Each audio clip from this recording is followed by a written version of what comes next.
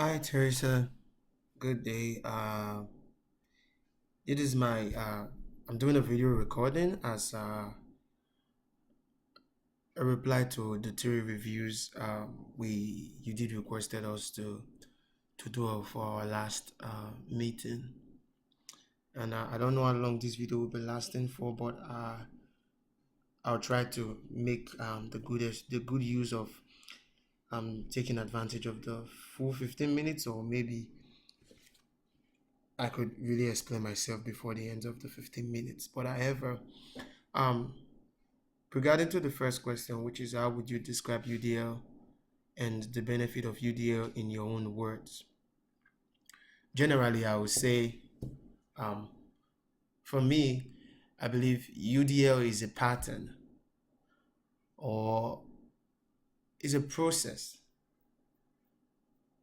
that cannot be 100% achieved, but however, it's a process to comfortability, I would say, in the sense that it's not just a thing for people with disability, but however, it's a pattern that accommodates everybody in general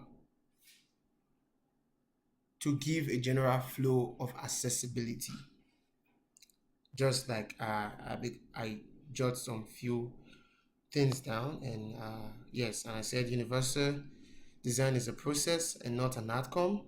It is not guaranteed that universal design can be 100% achievable, and that is my own thought or my own definition in my own words regarding UDL in general. And reflecting on the theory links that we did receive that day myself personally, with mostly with the preliminary. I know we did review much of them the for our last meeting, but however, I also try to do my own little bit of research and talk with other students in Centennial, not just with disability though, but all of like with my own fellow student that I know that did went to Centennial or graduate for Centennial, and I did ask them what were some of the few challenges that they had studying in Centennial, and if they had the opportunity to make some few changes, what would they be able to do, or what would they suggest for the school to do? And I got some feedback, which one of them said it's regarding report should be taken serious and confidential. As to this person, he said he actually reported. This is regarding faculty. Yeah, this is regarding faculty, the not just Centennial as a whole, regarding its own faculties. That faculty should take report very seriously and confidential, as this person has an issue at one time that when he reported something, they are actually had to mention the person's name back to the person who he was reporting against, of maybe like disturbing in class, making the class uncomfortable for people, making some little sexual comments and stuff like that, even if it's a general classroom for everybody. And this particular person actually had an issues with that. Secondly, a lot gave their reviews on video class recording and how beneficial and how successful it will be for all students in general. Personally, I also try to attach that to myself for someone who um I enjoy my classes with visuals like pictures, videos, sounds and stuff like that. It actually makes me try to focus, and I can easily remember with those anime or picture graphs or video that I see comparing to just words.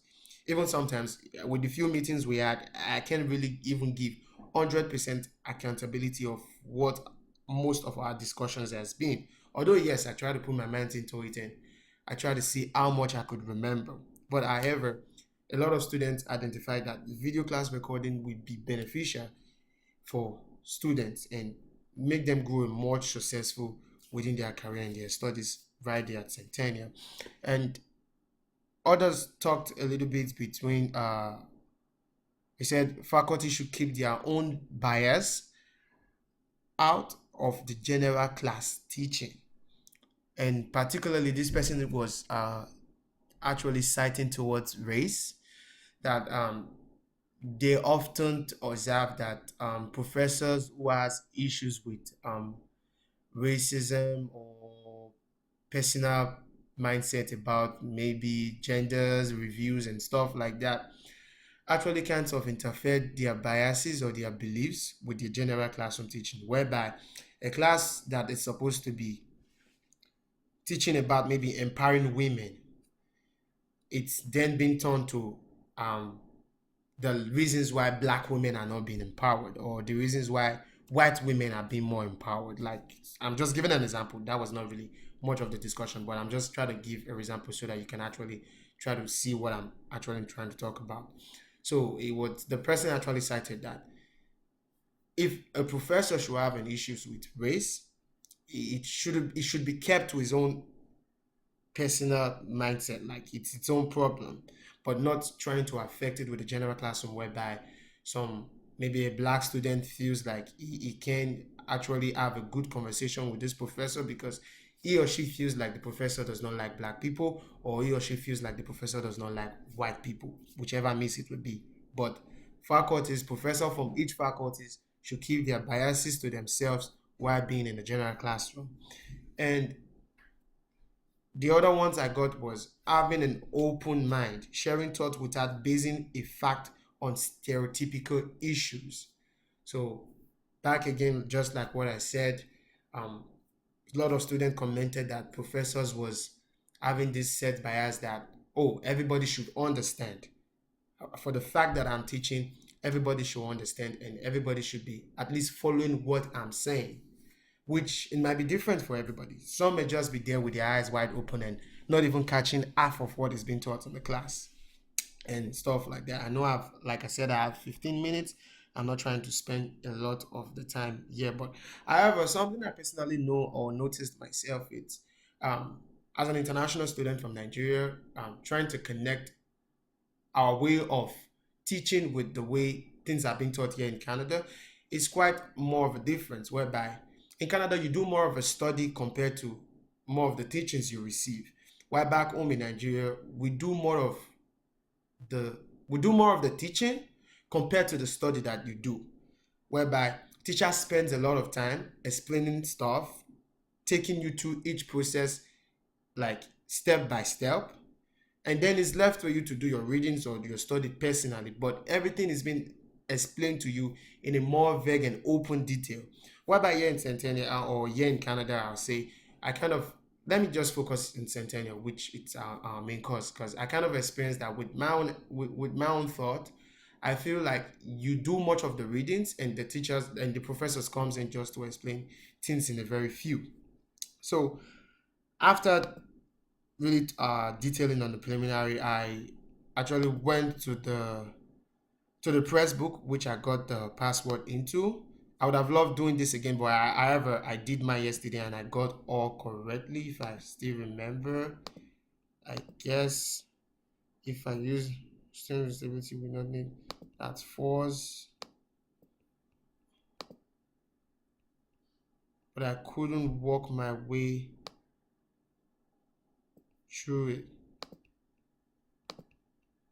Yeah, so I did all of this yesterday, but I couldn't really work my way to see what the book is all about. But that was what one thing I actually reviewed, and I went through most of the pages of this will I call it a magazine, or but I went through most of the content, which actually really did make sense. And when I think some things that we really need to address, I think, is the money base. It's one thing I saw at one of the big barriers. Like I said, I have like 29 seconds. I can't really tell much more.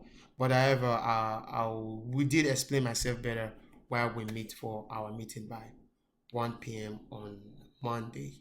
Thank you very much.